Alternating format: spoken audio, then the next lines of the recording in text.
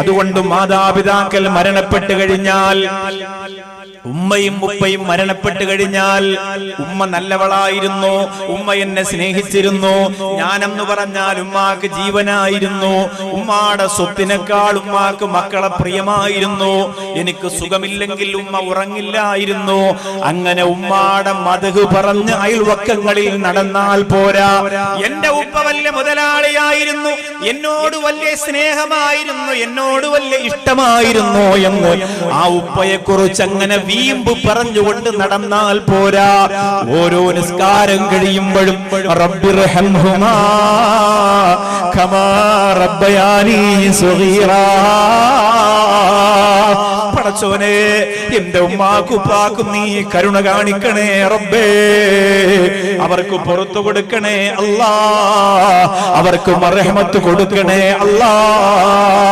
അതാണല്ലോ ഒരു മനുഷ്യൻ മരണപ്പെട്ടു കഴിഞ്ഞാൽ അവന്റെ ഖബറിന്റെ അകത്ത് ഉപയോഗപ്പെടുന്ന പ്രധാനപ്പെട്ട 3 കാര്യങ്ങളിൽ ഒന്ന് വലദുൻ സ്വാലിഹുൻ യദ്ഉ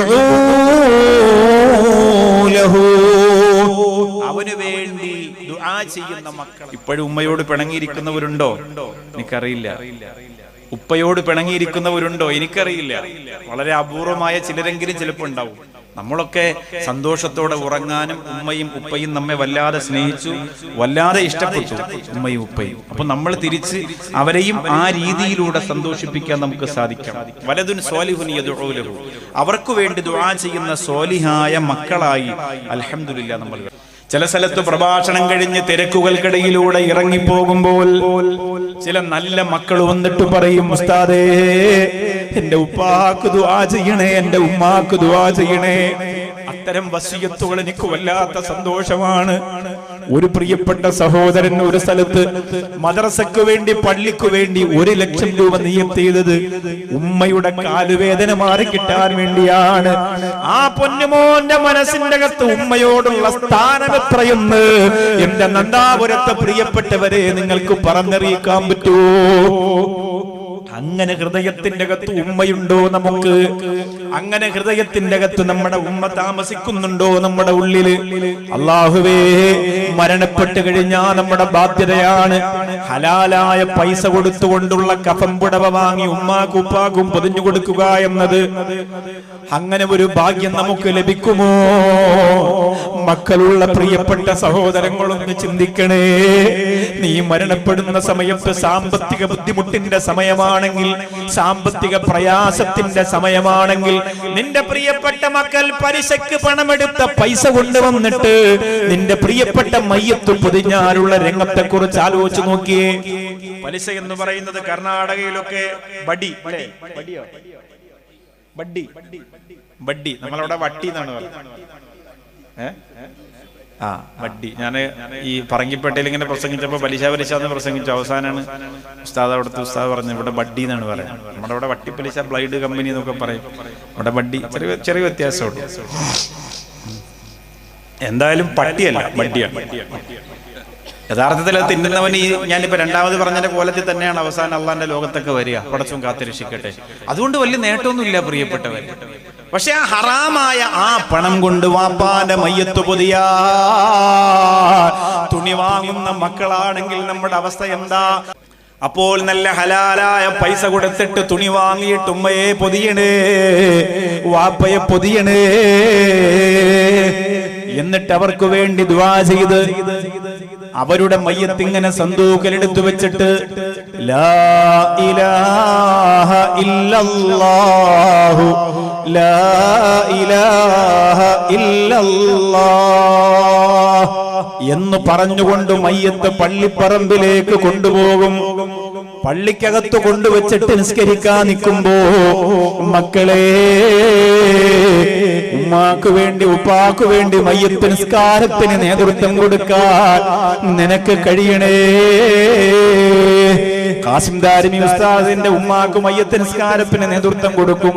ഉസ്താദ് അതിനു മുമ്പ് ചോദിക്കും, അർഹതപ്പെട്ട മക്കളോ കുടുംബക്കാരോ ആരെങ്കിലും നിസ്കരിക്കാനുണ്ടോ എന്ന് ചോദിക്കുമ്പോ തലകുനിച്ച് നിക്കല്ലേ മോനെ, എന്താണ് മയ്യത്ത് നിസ്കാരത്തിൽ ഒരുപാട് പഠിക്കാനുള്ളത്? പ്രിയപ്പെട്ട ഉമ്മയെ മുമ്പ് കൊണ്ടുവച്ചിട്ട് ഉമ്മാക്ക് വേണ്ടി വേദനയോടെ പ്രസവിച്ച പൊന്നുമോൻ ഹിമാമത്ത് നിന്നുകൊണ്ട് മയ്യത്ത് നിസ്കരിക്കുന്ന ഒരു രംഗത്തെ കുറിച്ച് നിങ്ങളൊന്ന് ഓർത്തു നോക്കിയേ. എന്തോ ഒരു അനുഭൂതിയാണ് റബ്ബേ. വാപ്പാന്റെ മയ്യത്ത് കൊണ്ടുവച്ചിട്ട് മകൻ ഇങ്ങനെ കൈകെട്ടി നിൽക്കുകയാണ്. വാപ്പ വിരൽ തുമ്പ് പിടിച്ച് പള്ളിയിൽ കൊണ്ടുപോയ രംഗം, വാപ്പച്ചി ചോറ് വാരിത്തന്ന രംഗം, വാപ്പച്ചി മുട്ടായി വാങ്ങിത്തന്ന രംഗം. അല്ലാഹുവേ, അതൊക്കെ മനസ്സിന്റെ അകത്ത് ഓർത്ത് കണ്ണീരിങ്ങനെ ഒഴുകുകയാണ്. തന്റെ പ്രിയപ്പെട്ട ഉപ്പ, തനിക്കു വേണ്ടി കഷ്ടപ്പെട്ട ഉപ്പ, തനിക്കു വേണ്ടി വിയർപ്പൊഴുക്കിയ ഉപ്പ, തനിക്കു വേണ്ടി ത്യാഗം ചെയ്ത പ്രിയപ്പെട്ട ഉപ്പ, തന്റെ മലവും മൂത്രവും കൈകൊണ്ട് കോരിയെടുത്ത ഉമ്മ, താൻ സുഖമില്ലാന്നറിഞ്ഞ പിന്നെ രാത്രി മുഴുവനും ഉറക്കമൊഴിഞ്ഞ ഉമ്മ. ഇന്ന് നന്ദാപുരത്ത് വന്ന പെൺമക്കള്, സഹോദരിമാർ, അവരുടെ മടിത്തട്ടിലോ അവരുടെ കൈകളിലോ കുഞ്ഞു മക്കളെ വെച്ചിട്ടുണ്ടെങ്കിൽ ആ മക്കളുടെ കവിളത്തിപ്പോ ഒരു 100 ചുടുചുംബനം കൊടുത്ത് ഉമ്മാന്റെ മോൻ എങ്ങനെയാവണേ, ഉമ്മാന്റെ മോൾ എങ്ങനെയാവണേ. ഈ ഉമ്മ മരണപ്പെട്ടു പോയാൽ എന്നെ മറക്കല്ലേ മക്കളെ എന്ന് പറയണേ എന്ന് പറഞ്ഞിട്ട് മുത്തം കൊടുക്കുന്ന ഉമ്മമാര് ഈ നന്ദാപുരത്ത് നമുക്ക് കാണാം. വലിയൊരു മുതൽക്കൂട്ടാക്കി മാറ്റണേ മുസ്ലിമേ, മക്കളെ വലിയ ഒരു മുതൽക്കൂട്ടാക്കി മാറ്റണേ. ഞാനൊന്ന് ചോദിക്കട്ടെ, ഈ കർണാടകയിലും നന്ദാപുരത്തിന്റെ പരിസരത്ത് ഈ പാതിരാത്രി എന്തൊക്കെ നടക്കുന്നുണ്ട്? എന്തൊക്കെ നടക്കുന്നുണ്ട്? കർണാടകയിൽ നിന്ന് ബാംഗ്ലൂരിലേക്ക് കടന്നുപോകുന്ന സ്ലീപ്പർ ബസിന്റെ അകത്ത് കാമുകിയുമായി ഒരു പുതപ്പിന്നടിയിൽ വാരിപ്പുണരുന്ന കാമുകന്മാർ ഈ സമയത്തുണ്ടാവില്ലേ? ബിവറേജിന്റെ മുന്നിൽ മദ്യചഷകങ്ങളുടെ താരാട്ട് കേട്ടിട്ട് കരുതുള്ളുന്ന പിശാചിന്റെ മക്കൾ ഈ രാത്രി ഉണ്ടാവില്ലേ? അതുപോലെ വ്യഭിചാരവും ഹറാമിയത്തും അടങ്ങുന്ന എത്രയോ വൃത്തികേടുകൾക്ക് തിരിതെളിക്കുന്നവര് ഈ മംഗലാപുരത്തിന്റെ മണ്ണിലുണ്ടാവില്ലേ? എന്നാൽ ഈ നന്ദാപുരത്തിന്റെ സദസ്സിൽ വന്നിരിക്കുന്ന ചെറുപ്പക്കാരെ നിങ്ങൾ കണ്ടോ? അവര് നിൽക്കുന്നവരാണെങ്കിലും ഇരിക്കുന്നവരാണെങ്കിലും ഇതിന്റെ ചുറ്റുവട്ടത്ത് ഇങ്ങനെ നടന്നുകൊണ്ട് ഇത് കേൾക്കുന്നവരാണെങ്കിലും അവരെ പ്രസവിച്ച ഉമ്മ, അവര് വന്നിരിക്കുന്നത് അല്ലാഹുവിന്റെ മലക്കുകൾ മഴത്തുള്ളി പോലെ പെയ്തുറങ്ങുന്ന ഇൽമിന്റെ മജ്‌ലിസിലാ. അവര് വന്നിരിക്കുന്നതിന്റെ പ്രതിഫലം ആദ്യം കിട്ടുന്നത് ഉമ്മാക്കാണ്, പിന്നെ കിട്ടുന്നത് ഉപ്പാക്കാണ്, പിന്നെ കിട്ടുന്നത് ഉസ്താദുമാർക്കാണ്. അല്ലാഹുവേ, അവരൊന്നും ചെയ്യണ്ട, ഈ കസേരയിലൊന്ന് ഇരുന്നാ മതി മക്കളെ. നിന്റെ ഉമ്മാക്ക് അതിന്റെ കൂലി അല്ലാഹു കൊടുക്കുന്നതാണ്. ഇതുപോലെ ഇങ്ങനെ പ്രതിഫലം കിട്ടുന്ന രീതിയിൽ മക്കളെ വളർത്തിയെടുത്താൽ വലിയ ഗുണമാ കിട്ടുന്നത്. അതുകൊണ്ട് മക്കളെ, മാതാപിതാക്കളുടെ മയ്യിത്ത് നിസ്കാരത്തിൽ നിന്ന് പിന്തിരിയല്ലേ. എത്ര പേർക്ക് മയ്യിത്ത് നിസ്കാരം അറിയാമെന്ന് പറഞ്ഞ് കൈവെക്കാനെന്ന് ഞാൻ പറയുന്നില്ല. പക്ഷേ മയ്യിത്ത് നിസ്കാരത്തെ നാം പഠിക്കണം. വളരെ സിമ്പിളാണ്. ഉസ്താദുമാരൊക്കെ മയ്യത്തിനെ കൊണ്ടുവച്ചിട്ട് ഉസ്താദ് തന്നെ പ്രസംഗിക്കും. അങ്ങോട്ടിരിക്കും ഉസ്താദ്, ഉസ്താദ് അങ്ങോട്ടിരിക്കും. എന്റെ പുറകിലാകുമ്പോൾ ഒരു അതവുകേട് പോലെ ഉസ്താദ് ഇങ്ങനെ ഇരുത്തിയിട്ട് ഞാനിങ്ങനെ തിരിഞ്ഞിരിക്കുമ്പോൾ ഒരു മോശമല്ല. മയ്യത്ത് കൊണ്ടുവച്ചിട്ട് ഉസ്താദ് തന്നെ പ്രസംഗിക്കൂലേ? മയ്യത്ത് നിസ്കാരത്തിന് 4 തക്ബീറാണ്. ഒന്നാമത്തെ തക്ബീറിന് ശേഷം ഫാത്തിഹ, രണ്ടാമത്തെ തക്ബീറിന് ശേഷം സലാത്ത്, മൂന്നാമത്തെ തക്ബീറിന് ശേഷം ദുആ എന്നിങ്ങനെ പറഞ്ഞ് സലാം വിട്ടുന്ന കാര്യമൊക്കെ ഇങ്ങനെ പറയും. ഇപ്പൊ നിങ്ങളോട് ഞാൻ ചോദിച്ചാൽ എത്ര പേർക്ക് സ്റ്റേജിൽ വന്ന് ഈ മൈക്കിലൂടെ മയ്യത്ത് നിസ്കാരത്തെ കുറിച്ച് പറയാൻ കഴിയും? സാറേ, സ്റ്റേജിലൊന്നും വിളിക്കരുത്, മയ്യത്ത് നിസ്കാരം ഞങ്ങൾക്ക് അറിയാം, സ്റ്റേജിൽ നിങ്ങൾ ചെയ്തോളി, അതിനല്ലേ സ്റ്റേജും മൈക്കും ഒക്കെ കെട്ടിയിരിക്കുന്നു, നമ്മളില്ല. ശരി, എന്നാ നിങ്ങളോട് ചോദിക്കട്ടെ, ഫാത്തിഹ ചെറിയ ചെറിയ തെറ്റുകളൊക്കെ വന്നുപോയാലും അറിയാം. ഒന്നാമത്തെ തക്ബീറിന് ശേഷം ഫാത്തിഹ, രണ്ടാമത്തെ തക്ബീറിന് ശേഷം സ്വലാത്ത്, അല്ലാഹുമ്മ സ്വല്ലി അലാ സയ്യിദിനാ മുഹമ്മദിൻ കമാ സ്വല്ലൈത അലാ ഇബ്രാഹിം എന്ന് തുടങ്ങുന്ന സ്വലാത്ത്. ഇബ്രാഹിമിയ സ്വലാത്ത് സ്വലാത്തിൽ ഏറെ ശ്രേഷ്ഠമായ സ്വലാത്താണ്. ആ സ്വലാത്ത് നിസ്കാരത്തിൽ മാത്രമല്ല, അല്ലാതെ നമുക്ക് ചൊല്ലാം, നമ്മുടെ ദുആയ്ക്ക് മുമ്പ് ചൊല്ലാം, വീടുകളിൽ അല്ലാതെ മക്കളെ കൊണ്ട് ചൊല്ലിപ്പിക്കാം. ഇബ്രാഹിമിയായ സ്വലാത്ത് വളരെയേറെ പ്രതിഫലമുള്ള സ്വലാത്ത്. അത് കഴിഞ്ഞ ദുആ ഉണ്ടല്ലോ, ആ ദുആ ഉസ്താദുമാരിങ്ങനെ പറയും, അല്ലാഹുമ്മ ഗ്ഫിർ ലഹു വർഹംഹു വഅഫു അൻഹു എന്ന് തുടങ്ങുന്ന ദുആയാണ് ചെയ്യേണ്ടത്. ഇനി അത് അറിയില്ലെങ്കിൽ സാരമില്ല, നിങ്ങൾ അല്ലാഹുമ്മ ഗ്ഫിർ ലഹു വർഹംഹു എന്ന് പറഞ്ഞുകൊണ്ടിരുന്നാൽ മതി എന്ന് ഉസ്താദുമാർ പറയുമ്പോൾ നമ്മൾ പിന്നെ അത് തന്നെ പഠിക്കുള്ളൂ. അല്ലാഹുമ്മ ഗ്ഫിർ ലഹു വർഹംഹു. എത്ര അർത്ഥവത്തായ ദുആ നമ്മൾ പഠിക്കണ്ടേ? നമ്മൾ പഠിക്കണ്ടേ? നമ്മുടെ ഉമ്മയും ഉപ്പയും നമുക്ക് വേണ്ടി എന്തൊക്കെ പഠിച്ചു? മുത്തൊളി മഹ്മൂദരേ മത് പാട്ട് പാടിടാ, പാട്ടു കേട്ടുറങ്ങണം പൂങ്കുറുഞ്ഞി പൈതലേ, താലോലം താലോലം താലോലം കുഞ്ഞേ, താലോലം കേട്ടു നീ ഉറങ്ങണം മോനെ, ആറ്റലായ പൈതലേ ആരംഭ പൊന്നോമലേ, ആശയേകും ആമ്പലേ അല്ല തന്ന കാതലേ, ലാ ഇലാഹ ഇല്ലല്ലാഹു ലാ ഇലാഹ ഇല്ലല്ലാഹ് ലാ ഇലാഹ ഇല്ലല്ലാഹു മുഹമ്മദുർ റസൂലുള്ളാഹ്. ഒരുപക്ഷേ നന്ദാവരത്ത് വന്ന പ്രിയപ്പെട്ട ഉമ്മയുടെ മടിത്തട്ടിലിരിക്കുന്ന കുഞ്ഞു പോലും ഇതുവരെ കരഞ്ഞുകൊണ്ടിരുന്ന കുഞ്ഞാണെങ്കിൽ, ഇതുവരെ വികൃതി കാണിച്ചുകൊണ്ടിരുന്ന കുഞ്ഞാണെങ്കിൽ, ഇതുവരെ കുസൃതി കാണിച്ചുകൊണ്ടിരുന്ന കുഞ്ഞാണെങ്കിൽ എല്ലാം നിർത്തിവെച്ചിട്ട് സമാധാനത്തോടെ കണ്ണടച്ച് ഈ പാട്ട് കേൾക്കുമായിരുന്നു. പ്രിയപ്പെട്ടവരെ, ഇങ്ങനെ എത്ര പാട്ടാണടാ നിനക്ക് നിന്റെ ഉമ്മ പാടിത്തന്നത്, എത്ര പാട്ടാണ് മോനെ നിന്റെ ഉപ്പ നിനക്ക് പാടിത്തന്നത്. അമ്മിഞ്ഞപ്പാല് തരാൻ വേണ്ടി മാറോട് ചേർത്ത് വെച്ചിട്ട് എത്ര തഹ്ലീല് ചൊല്ലിത്തന്ന ഉമ്മ, നിന്നെ ഉറക്കി കിടത്താ തൊട്ടില് കിടത്തിയിട്ട് ആ തൊട്ടിലിന്റെ കമ്പ് പിടിച്ചിട്ട് പാട്ടുപാടി തന്ന നിന്റെ പൊന്നാര ഉമ്മ, ആ ഉമ്മയെ അവസാനം പൊതിഞ്ഞ് വെള്ളത്തുണിയിൽ പൊതിഞ്ഞ് പള്ളിപ്പറമ്പിൽ കൊണ്ടുവെക്കുമ്പോ 9.5 മാസം നീ കിടന്ന വയറല്ലേ, നീ ചവിട്ടിയ വയറല്ലേ.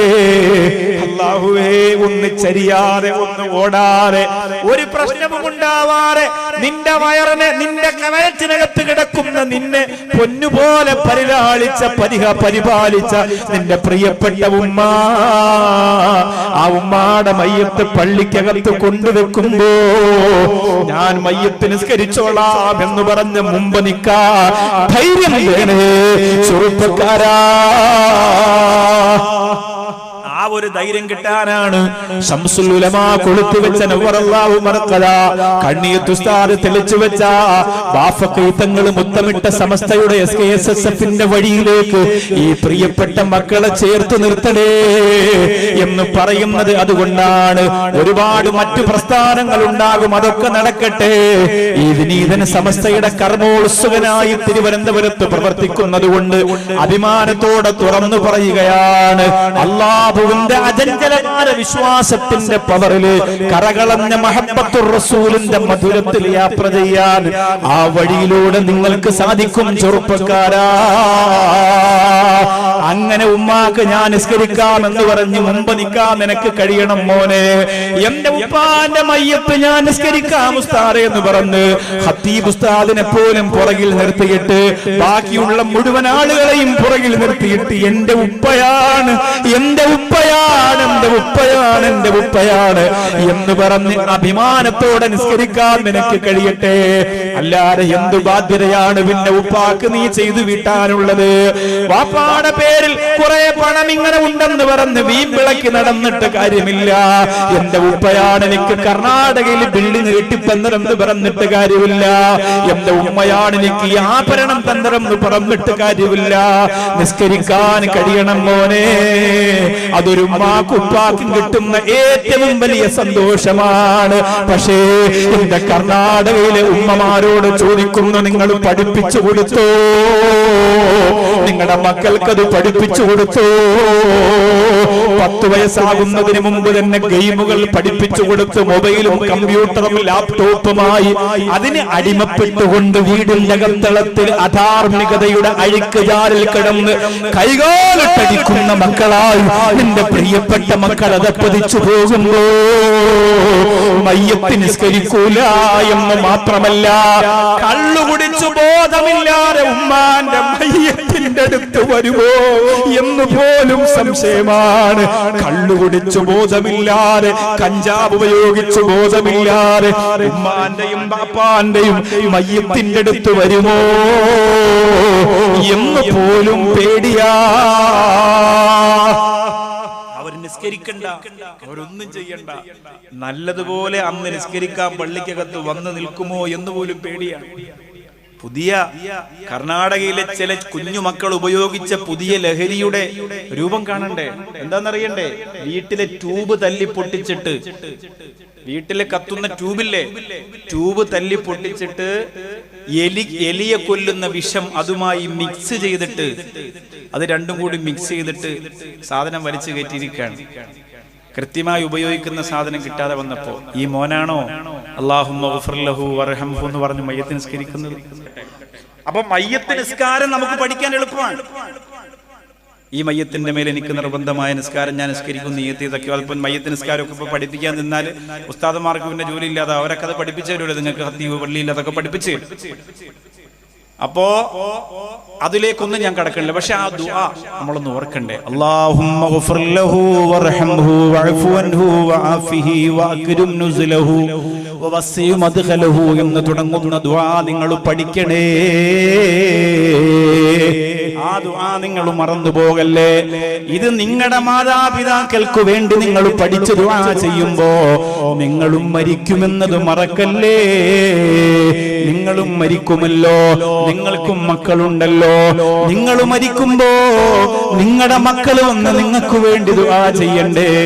ഇന്ന് നന്ദാപുരത്തെ വാള് കഴിഞ്ഞ് മടങ്ങിപ്പോകുമ്പോ ചിലപ്പോ 1 മണിയായി പോയാൽ നാളെ നേരം പുലർന്നിട്ട് മക്കളെ വിളിച്ചിട്ട് ഇവിടെ വന്ന ഉപ്പമാരൊന്ന് ചോദിക്കണം കേട്ടോ, മക്കളെ മയ്യത്ത് നിസ്കാരത്തിന്റെ ദുആ നിങ്ങൾക്കറിയോ മക്കളെ? ആ സമയത്ത് മദ്രസയിൽ പഠിക്കുന്ന മക്കളത് ഓതിത്തരുമ്പോ നീ ചിന്തിക്കണം, അല്ലാ ഞാൻ പഠിച്ചിട്ടില്ലല്ലോ, എന്റെ ഉമ്മാന്റെ മയ്യത്ത് നിസ്കാരത്തിന് ഞാനത് ചൊല്ലിയില്ലല്ലോ. എല്ലാവരും ചൊല്ലുമ്പോ കൈകെട്ടി നിന്നിട്ട് അല്ലാഹുമ്മ ഗഫിർ ലഹാ എന്ന് പറഞ്ഞു വെറുതെ നിന്നവനല്ലേ ഞാൻ. എന്റെ പള്ളിയുടെ ഖത്തീബ് പോലും എന്റെ ഉമ്മാക്ക് വേണ്ടി മയ്യത്ത് നിസ്കാരത്തിൽ ദുആ ചെയ്യുമ്പോ, എന്റെ നാട്ടിലെ ചെറുപ്പക്കാര് പോലും മയ്യത്ത് നിസ്കാരത്തിൽ ഉമ്മാക്ക് വേണ്ടി ദുആ ചെയ്യുമ്പോ ഞാൻ എന്തേ പടച്ചവനെ ഇങ്ങനെ ആയിപ്പോയി റബ്ബേ, എനിക്ക് പഠിക്കാമായിരുന്നല്ലോ. അല്ലാ മറക്കല്ലേ ചെറുപ്പക്കാരാ, ആ മയ്യത്ത് നിസ്കാരത്തിന്റെ ദുആ പഠിക്കണേ. നിങ്ങളുടെ ഉമ്മാക്കും നിങ്ങളുടെ ഉപ്പാക്കും എത്ര വലിയ സന്തോഷമാകുമെന്നറിയോ? അല്ലാഹുമ്മ ഗഫിർ ലഹു, പടച്ചവനെ എന്റെ ഉപ്പാക്ക് എന്റെ ഉമ്മാക്ക് പുറത്തു കൊടുക്കണേ. വർഹംഹു, എന്റെ പ്രിയപ്പെട്ട ഉമ്മാക്കും ഉപ്പാക്കും കരുണ ചെയ്യണേ അല്ലാ. ആരാ പറയുന്നത്? മോനാണ് പറയുന്നത്, ഉപ്പാക്ക് വേണ്ടി ഉമ്മാക്ക് വേണ്ടി.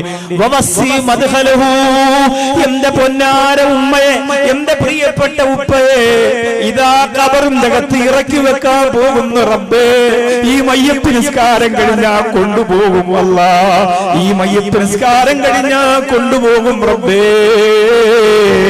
എന്റെ ഉമ്മാക്ക് ഞാൻ വീട് വെച്ച് കൊടുത്തിട്ടുണ്ടല്ല, എന്റെ ഉമ്മാക്ക് നല്ല കട്ടിൽ വാങ്ങി കൊടുത്തിട്ടുണ്ട് അല്ല, എന്റെ ഉപ്പാക്ക് നല്ല മെത്ത വാങ്ങി ബെഡ് വാങ്ങി കൊടുത്തിട്ടുണ്ട് റബ്ബേ. പക്ഷേ അവരെ ഖബറിലേക്കാണ് കൊണ്ടുവെക്കുന്നത്. വവസ്സി മദ്ഖലഹു, വവസ്സി മദ്ഖലഹു, എന്റെ പ്രിയപ്പെട്ട ഉപ്പയുടെയും ഉമ്മയുടെയും ഖബർ നീ വിശാലമാക്കണേ റബ്ബേ. ഒരു മോന്റെ ദുആ, കണ്ണുനീരോട് കൂടിയുള്ള ദുആ നിനക്ക് കിട്ടുമോ ഉമ്മ? നിനക്ക് കിട്ടുമോ ഉപ്പ? അതിനുള്ള വഴി നിന്റെ മക്കൾക്ക് നീ ഇറക്കി കൊടുത്തിട്ടുണ്ടോ? അതിനുള്ള വഴി നിന്റെ മക്കൾക്ക് നീ കൊടുത്തിട്ടുണ്ടോ?